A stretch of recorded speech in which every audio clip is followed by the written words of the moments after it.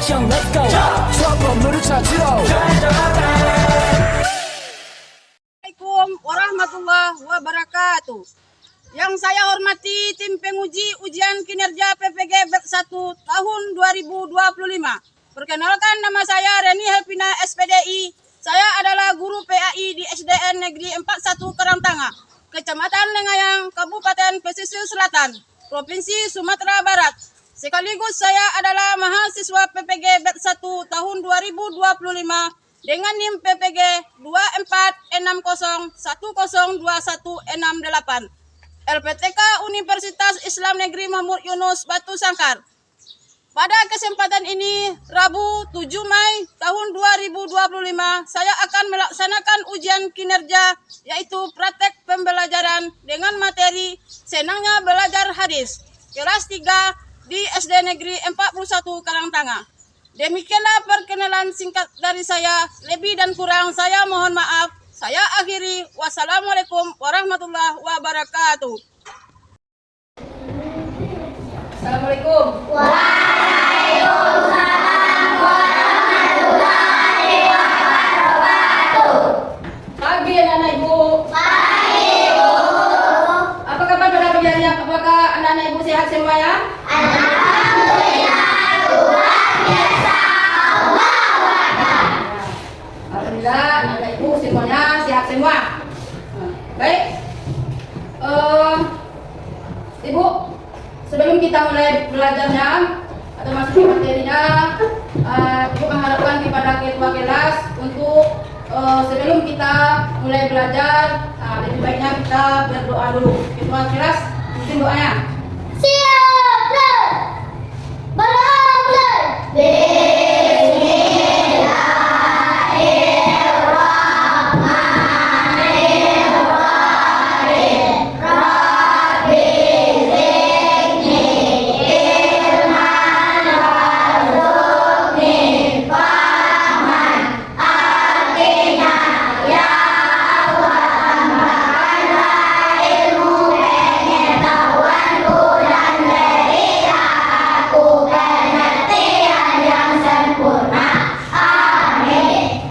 Baik, sebelum belajar kita lebih baik untuk mengambil absen dulu.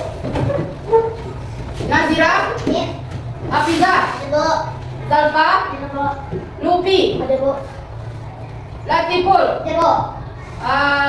Ternyata pada pagi hari ini anak-anak ibu ada semua, tidak ada yang sakit. Semoga anak-anak ibu sampai selanjutnya berada dalam keadaan sehat semua, di bawah lindungan Allah Subhanahu Wa ta'ala. untuk meningkatkan rasa cinta kita terhadap tanah air, itu patriotisme. Lebih baik kita menyanyikan lagu kebangsaan kita. Apa lagu kebangsaan kita? Indonesia. Untuk menyanyikan lagu Indonesia Raya, buatkan kepada anak ibu untuk berdiri semuanya.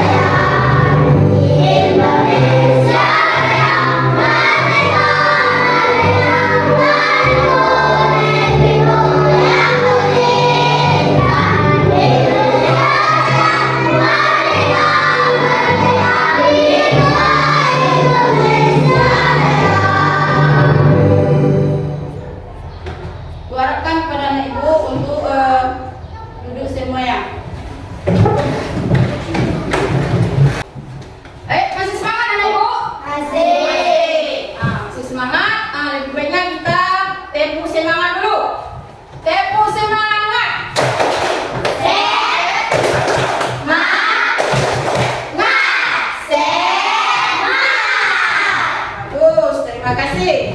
Baik, sekarang kita lanjutkan membaca surat An-Nas secara bersama-sama. Kita baca ayat surat An-Nas sama-sama ya. A'udzu billahi minasy syaithanir rajim. Bismillahirrahmanirrahim. Qul a'udzu birabbin nas, malikin nas, ilahin nas, min syarril waswasil khannas, alladzi yuwaswisu fi sudurin nas, minal jinnati wan nas. Sadaqallahul azim. Baik, anak-anak ibu, sebelum kita masuk ke materi kita, terlebih dahulu kita meninjau materi yang minggu kemarin, yaitu tentang surat. Tentang apa materi kita pada hari kemarin? Nah, tentang surat Al-Kautsar. Masih ingat tak anak ibu bunyi surat Al-Kautsar? Masih. Ibu yakin dan percaya anak ibu sudah bisa membacakan surat Al-Kautsar. Sekarang ibu bertanya kepada anak ibu, surat Al-Kautsar itu ada berapa ayat? 3. 3 ayat. Bagus.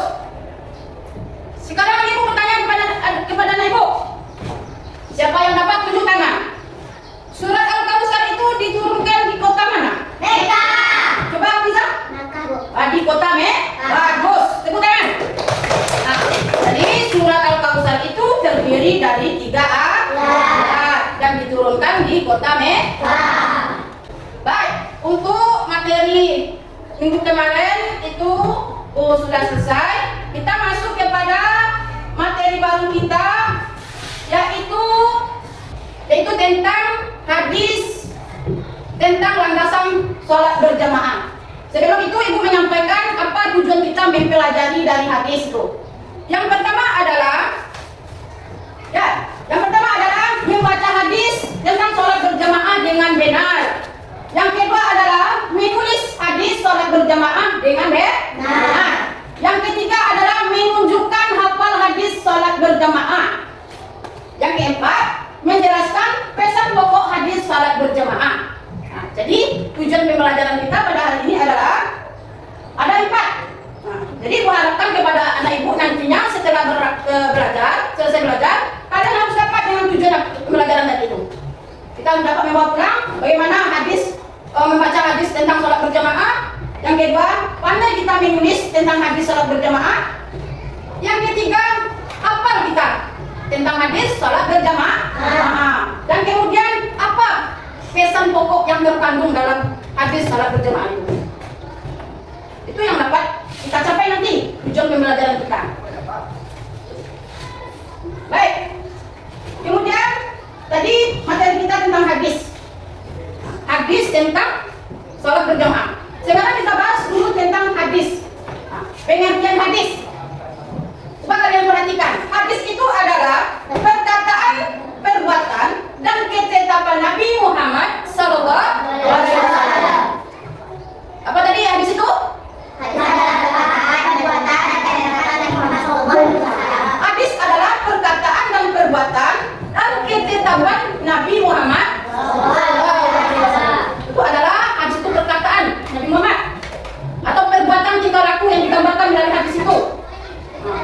Jadi hadis itu merupakan pedoman umat Islam setelah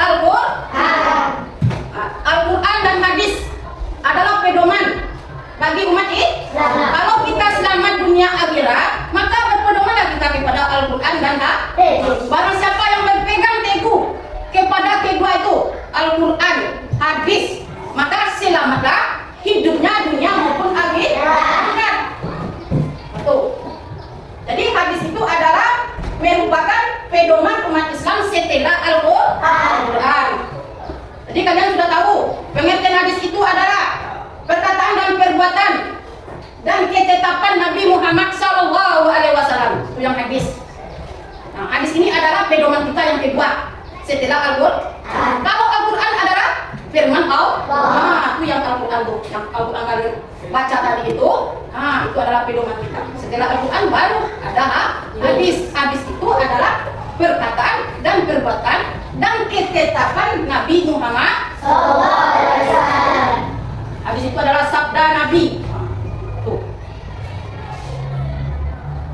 Nah, baik. Nah, lihat ke depan. Di situ tuh ada mufradat hadis sholat berjamaah. Mufradat, apa itu mufradat? Mufradat itu sama dengan kosakata. Kosakata. Kalau juga kalian tidak mengerti, itu sama dengan arti kata per kata.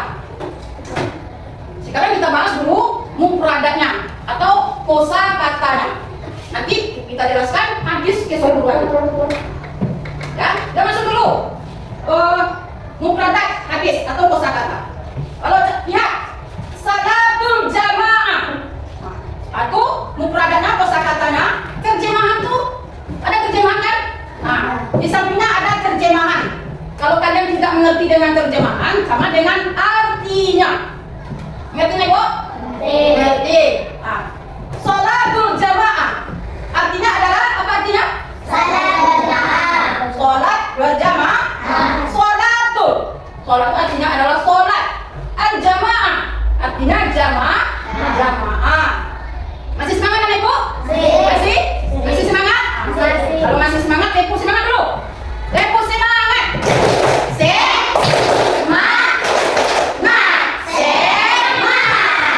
Sekali lagi. Ibu semangat.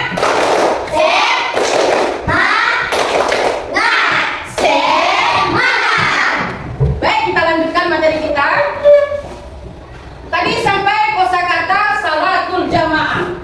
Lihat barisan yang kedua, yaitu tabdulu. Coba kita baca bersama-sama. Tabdulu. Tabdulu itu adalah kosakata atau mufradat dari hadis yang bertulisan dengan tulisan Arab. Setelah itu apa terjemahannya? Lebih utama. Tabdulu. Kalau di mana saja kalian bertemu tuh kata tabdulu itu tetap artinya lebih utama. Kemudian barisan ketiga sholatul fardhi. Sholatul fardhi artinya sholata. Apa artinya? Kalau sholata artinya sholat. Al-fardhi artinya sendirian. Sholata sholat, al-fardhi sendiri. Nah, jadi kita artikan sholat sendirian. Kemudian ada barisan yang ketiga. Barisan yang ketiga adalah bisa wa isrina. Kan? Bisa wa isrina. Kemudian kita artikan bisa berapa? Bisa 7 wa isrina 20. Berarti dengan 20 tuh yang bi ini adalah dengan artinya bi dengan sama 7 wa isrina dengan 20 tuh 7. Dengan 20 tuh 7. Kemudian darajat. Kalau tulisannya adalah darajatan. Kalau kita baca darajat. Artinya apa? Derajat. Derajat. Derajat tuh adalah mufradat atau kosakata hadis tentang sholat berjamaah. Kemudian kita lihat depan. Di situ tuh terjemahan hadis. Yang tadi adalah kosakata atau mufradat. Kemudian terjemahan hadis. Hadisnya pakai terjemahan. Ada hadis, ada arti. Lihat depan. Di sini ada hadis tentang sholat berjamaah. Kita baca. Ibu yang baca, nanti kalian yang baca. An Abdillah bin Umar, anna Rasulullah sallallahu alaihi wasallam qala sholatul jamaah tabdulu sholatul fardhi bi 7 wa isrina darajah.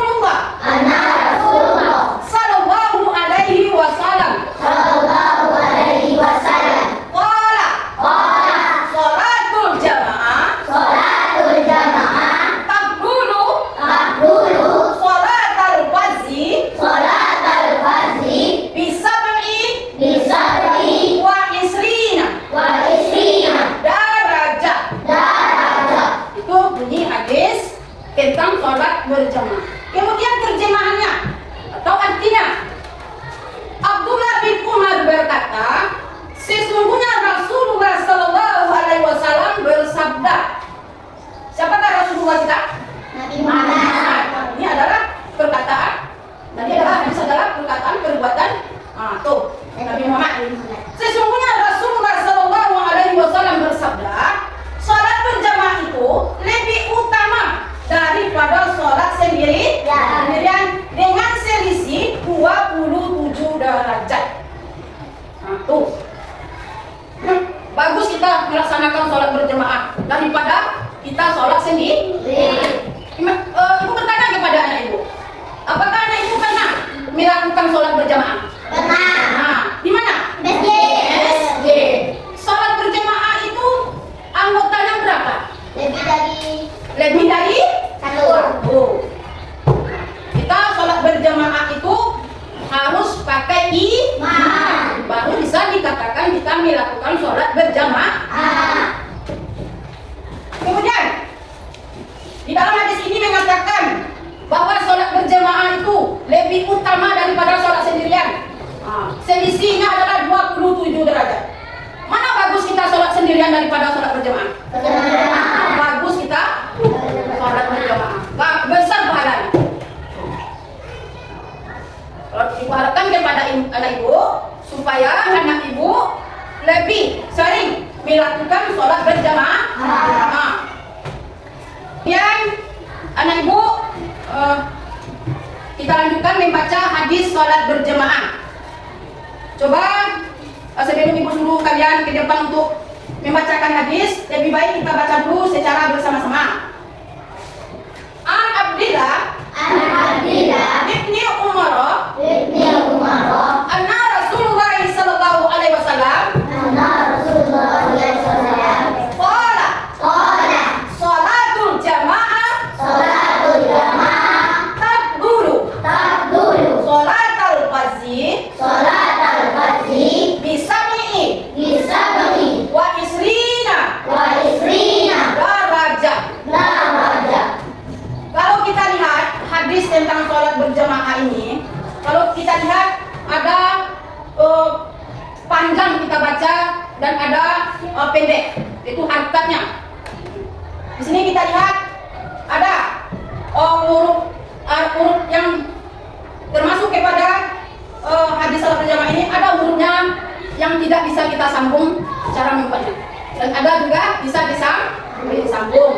Ada hurufnya panjang kita baca, ada yang didengungkan, ada yang tidak didengungkan. Kalau kita lihat, depan sholatul jamaah, masuk panjang kita baca 5. Iya. Itu kita panjangkan membacanya 1A, 2E. Itu menurut ilmu tajwid. Kemudian al-jama'ati tabdulu sholatal fardhi bisab'i. Ada tadi di situ? Ada. Apa tadinya? Kolma. Bagus. Ada. Di sini tadinya adalah kolkola. Kolkola apa? Kubra atau subra? Subra. Kubra. Bisab'i. Benar-benar mati di situ. Bisab'i. Tanwin. Ada baris kasratain. Setelah kasratain ada huruf waw. Huruf waw itu termasuk salah satu huruf apa nih Bu? Huruf idgham bihun. Huruf idgham bihun. Berarti di sini kita baca deh dengung bisa bilang wa isrina darajah. Tuh membaca hadis sholat berjamaah. Baik, kita lanjutkan sebab yang melatar belakangi hadis. Tentu ada sebabnya. Kenapa hadis ini diturunkan tentang batasan sholat berjamaah? Ada alasannya. Ada yang melatar belakanginya. Masih semangat Ibu? Masih. Yang lagi masih semangat? Masih. Baik, kalau masih semangat kita tempu anak soleh ya. Tempu anak soleh. Anak soleh, tadi sholat, wajib mati, orang tua dihormati, kita ikan sampai mati. La ilaha illallah Muhammadur Rasulullah.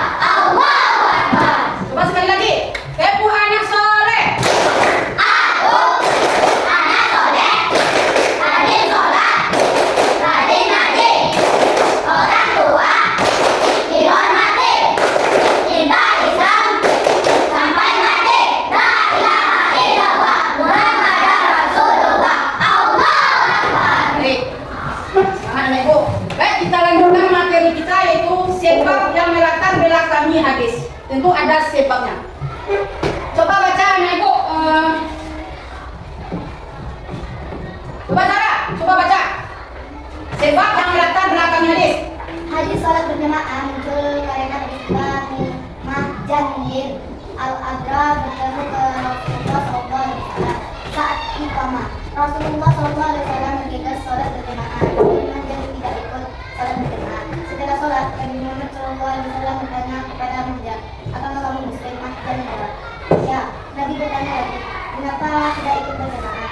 Saya sudah salat di rumah, jawab Mahjan. Lalu Nabi Muhammad SAW bersabda, salat berjamaah lebih utama daripada salat sendirian dengan selisih 27 derajat.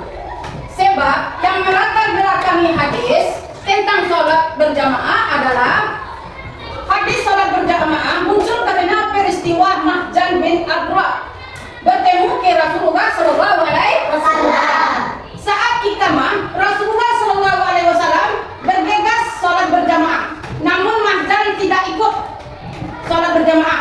Setelah Nabi Muhammad Sallallahu Alaihi Wasallam bertanya kepada Mahjan, apa kamu muslim? Mahjan menjawab, ya Nabi. Bertanya lagi, mengapa tidak ikut berjamaah? Saya sudah sholat di rumah. Jawab Mahjan. Lalu Nabi Muhammad Sallallahu Alaihi Wasallam bersabda, sholat berjamaah lebih utama daripada sholat sendirian dengan selisih 27 derajat. Jadi sebab yang melatar belakang tadi itu adalah ada salah seorang sahabat Nabi itu Mahjan bin Adra. Dia kebetulan bertemu dengan Rasulullah. Di waktu itu dia bertemu Rasulullah saat Rasulullah itu iqamah. Anak ibu tahu dengan iqamah? Tahu. Saat iqamah Rasulullah itu bergegas pergi salat berjamaah. Namun Mahjan tadi tidak ikut. Kenapa dia tidak ikut? Karena dia sudah sholat di rumah. Berarti kalau Mahjan sholat di rumah, berarti dia sholat sendirian. Setelah sholat, Nabi Muhammad pun bertanya kepada Mahjan, apakah kamu muslim? Apa jawab Mahjan? Ya. Ya Nabi. Kemudian bertanya lagi, mengapa tidak ikut berjamaah? Apa jawab Mahjan? Bukan Mahjan. Apa jawabannya? Saya sudah sholat di rumah. Kata Nabi begitu, keluarlah hadis itu. Hadis tentang alasan sholat berjamaah. Sholat berjamaah lebih utama daripada sholat sendirian. Selisihnya adalah 27 derajat. Maka anak ibu diharapkan untuk sering-sering melakukan sholat berjamaah. Kita lakukan sholat berjamaah itu di masjid. Sholat berjamaah itu akan terjadi apabila ada imam, ada makmum. Maka dikatakan dengan sholat berjamaah. Baik, untuk materi selanjutnya adalah pesan pokok hadis tentang sholat berjamaah. Apa pula pesan hadis itu? Alasan dari sholat berjamaah itu. Yang pertama adalah apa yang pertama? Sebaiknya sholat berjamaah. Yang pertama adalah sebaiknya sholat itu dilakukan dengan berjamaah. Tadi Nabi mengatakan sholat berjamaah itu dibanding dengan sholat sendirian itu 27 derajat. Coba baca Alfian. Yang banyak apa pesan pokok dari hadis itu?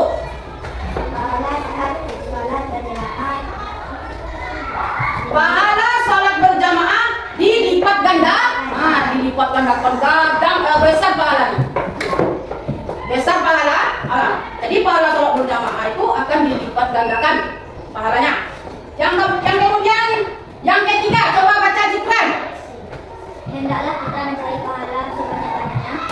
Hendaknya kita mencari pahala sebanyak-banyaknya. Kita hidup di dunia ini mencari pahala sebanyak-banyaknya. Harus bukan dosa yang kita cari, tetapi mencari pahala sebanyak-banyaknya. Kemudian yang selanjutnya, mempelajari tata cara sholat berjamaah. Sebelumnya kita belum tahu bagaimana cara melaksanakan sholat berjamaah. Biasanya kita sholat sendirian di rumah terus. Kemudian kita telah mengetahui bahwasanya sholat berjamaah itu lebih besar pahalanya. Jadi selama ini kita tidak tahu bagaimana tata cara sholat berjamaah itu. Setelah kita lakukan sering-sering, tentang bagaimana cara melaksanakan sholat berjamaah. Selama ini kita tidak tahu apakah sholat berjamaah itu ada orang yang berdiri di depan kita jadi imam, kita tidak tahu. Oh, kiranya kita melakukan sholat berjamaah itu ada imam di depan kita. Kita harus mengikuti imam dan mencari pahala sebanyak-banyaknya. Kemudian selanjutnya membangun atau menyediakan sarana ibadah untuk sholat berjamaah. Sebelum kita melakukan sholat berjamaah itu kita tidak tahu apa-apa yang kita sediakan. Sementara kalau kita sholat sendirian cukup dengan sejadah untuk kita saja. Iya kan? Ya? Iya kan Ibu? Ya. Setelah kita tahu tentang sholat berjamaah itu ada imam. Imam itu pakai sejadah. Kalau makmumnya di belakang pakai tikar yang panjang. Ada makmumnya laki-laki, ada makmumnya perempuan di belakang. Itu kita sediakan sarana. Baik. Sebelum kita lanjutkan menulis hadis, sekarang kalian melihat ke depan itu ada penulisan hadis. Anak ibu pernah menulis ayat Al-Quran? Pernah? Pernah. Menulis hadis sama dengan menulis Al-Quran. Hurufnya sama-sama huruf Arab. Lihat, ada garisnya. Di mana letak huruf tu? Ada huruf shad, di mana letaknya? Ada huruf ja, di mana letak titiknya? Di atas garis kah atau di bawah garis letak titik? Tolong diperhatikan. Ya. Coba lihat, menulis hadis. Nomor satu, nomor berapakah yang benar cara penulisannya? Yang kedua, mengapa yang lain kalian anggap salah? Beri alasan. Coba kita lihat, coba kalian perhatikan. Nanti ibu suruh ke depan untuk mana yang betulnya, mana yang salah. Coba kalian perhatikan satu persatu. Ini menulisnya pakai garis kan? Ada garisnya. Ini garisnya di bawah semua. Garisnya di atas. Kemudian ini garisnya di tengah. Coba kalian perhatikan. Kalau ini seperti ini di atas garis, berdirinya huruf Al-Quran itu. Ini jauh sekali di bawah. Mana yang benarnya? Yang nomor satu benar atau dua atau tiga atau empat? Coba nih Bu, yang mana benar? Kalau nomor dua garisnya itu di atas sekali. Kalau nomor satu itu hurufnya di atas garis. Kalau nomor tiga itu di pertengahan huruf. Kalau nomor empat garisnya di bawah sekali. Mana yang benarnya? Nah Ibu, mana yang benarnya? Coba Alfian, yang nomor berapa? Bagus. Yang benarnya adalah nomor satu. Ya, titik janya di mana? Di bawah garis. Ya, yang selebihnya juga betul, tetapi letak hurufnya berbeda. Yang di bawah garis ada garisnya di atas sekali, ada garisnya di bawah sekali. Coba kalian perhatikan cara menulis hadis. Yang pertama, coba perhatikan ya. Nanti suruh kalian menulis hadis. Coba perhatikan bagaimana pula cara menulis hadis itu. Cara menulis hadis yang pertama, cara menulis hadis sama dengan cara menulis ayat Al-Quran. Ini nomor satu tuh ya, anak ibu sudah mengerti. Yang kedua, menulis dari arah kanan ke kiri. Kita menulis huruf Arab itu dari mana mulai? Kanan. Dari kanan ke kiri. Bagus. Yang ketiga, ada yang dapat disambung dan ada juga yang tidak disambung. Apa maksudnya di situ? Ada huruf itu yang bisa disambung dan ada juga yang tidak bisa disambung. Kemudian yang keempat, ada yang di atas garis dan ada di bawah. Ada yang di atas garis dan ada yang di atas garis yang menjulur ke bawah. Tuh. Perhatikan yang nomor 4. Ada yang di atas garis dan ada yang di atas garis yang menjulur ke bawah. Berarti garisnya itu hurufnya kita lebihkan di bawah. Yang kelima, cermati huruf dan harokatnya agar tidak ada yang tertinggal. Jikalau kita membuat ayat atau hadis, kita perhatikan harokat barisnya. Nanti harokatnya patah, kalian buat kasrah. Jadi bunyinya berbeda. Kalau harokatnya patah, itu di atas sih. Kalau patah itu baris satu di atas.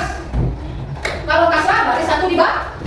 Kalau patah baris di depan. Itu 5 cara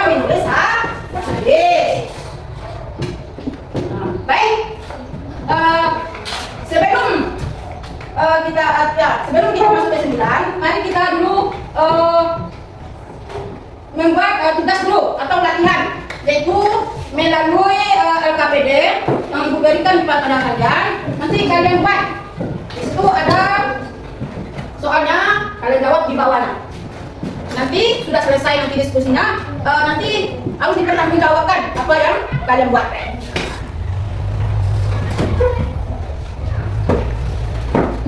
Satu kelompok, dua jawaban.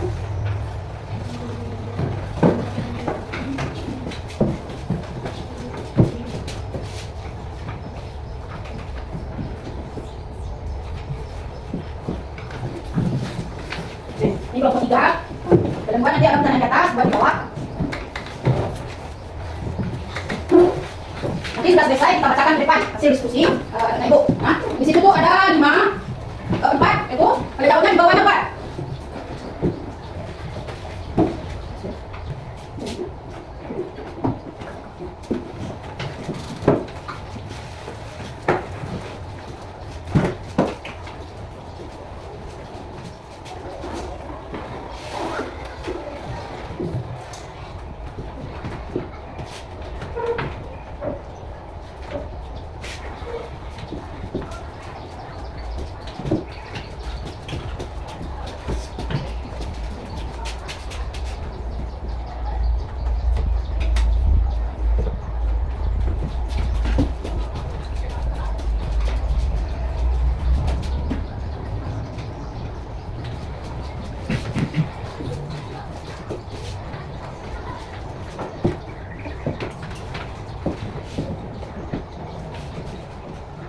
Nomor 1, sudah siap?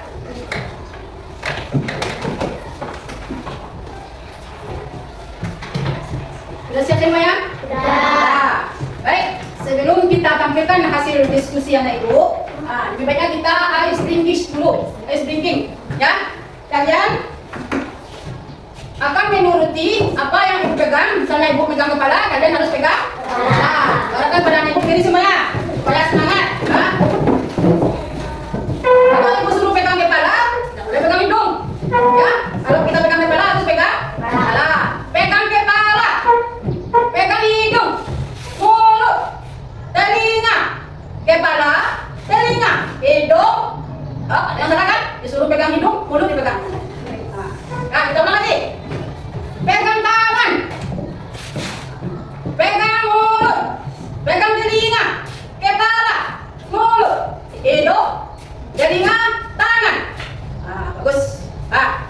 Baik, kita lanjutkan kepada pembelajaran kita, yaitu tentang menampilkan hasil diskusi anak ibu. Ibu minta dulu kepada anak ibu dari kelompok berapa dulu? Kelompok? Coba kelompok 1 tolong bacakan hasil diskusinya. Itu tentang penulisan hadis. Bismillahirrahmanirrahim. An-Abdillahi min umara anna Rasulullahi sallallahu alaihi wasallam maqala sallatu jama'at kitab zulu salata hazi bisa wa istina darajan. Itulah penampilan dari kelompok 1. Tepuk tangan. Oke, kelompok berapa lagi? Tampil. Bagaimana cara penulisan hadis tentang sholat berjamaah. Baik, kita lanjutkan. Kesimpulan materi kita pada hari ini adalah hadis adalah segala perkataan dan perbuatan dan ketetapan Rasulullah SAW yang menjadi pedoman hidup bagi umat Islam setelah Al-Quran. Itu adalah pertama kesimpulannya dari materi kita pada hari ini. Yang kedua, hadis ini berkaitan dengan peristiwa saat seorang sahabat bernama Mahjan bin Qadra tidak ikut sholat berjamaah di masjid karena sudah melaksanakan sholat sendirian di rumah. Kemudian, apa keutamaan sholat berjamaah itu? Yang pertama, sholat berjamaah lebih utama daripada sholat sendirian. Kemudian, keutamaan sholat berjamaah yang kedua, pahalanya dilipat gandakan 27 kali lipat daripada sholat sendirian. Itulah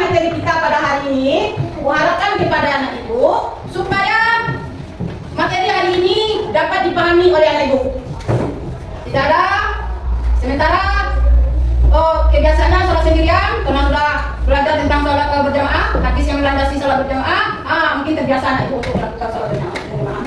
Karena sholat berjamaah itu pahalanya akan dilipat ganda. Cukup sampai sekian untuk mengakhiri materi kita pada hari ini. Kita ucapkan hamdalah. Alhamdulillahirobbilalamin.